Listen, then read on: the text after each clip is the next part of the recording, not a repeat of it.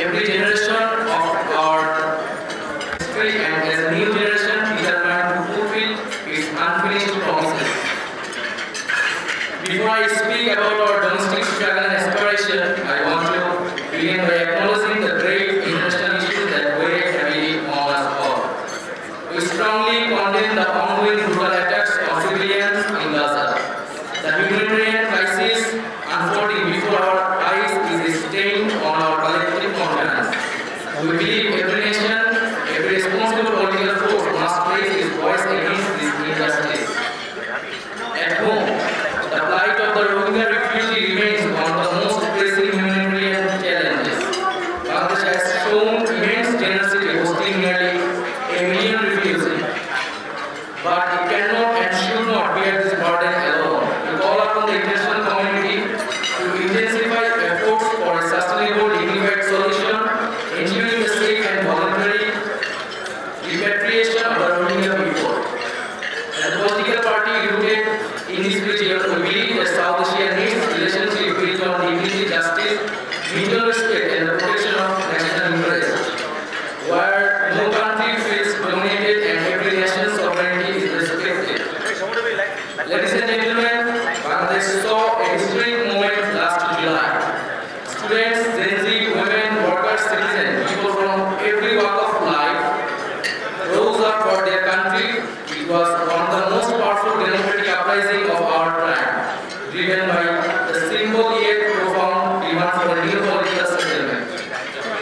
Their extraordinary bravery emerged from years of systematic oppression and denial of rights under the previous regime, enforced disappearance, extrajudicial killings, systematic corruption, and structural discrimination deeply embedded within the constitution itself. These atrocities have been clearly documented and recognized internationally.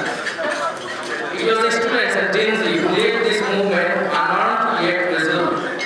Thousands were killed or permanently maimed by the Hasina regime.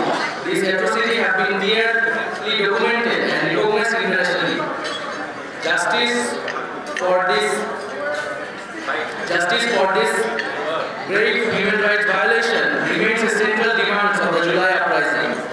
These courageous young people showed us that when citizens lose faith in their political system, they do not remain silent forever. They rise, they fight, and they dream.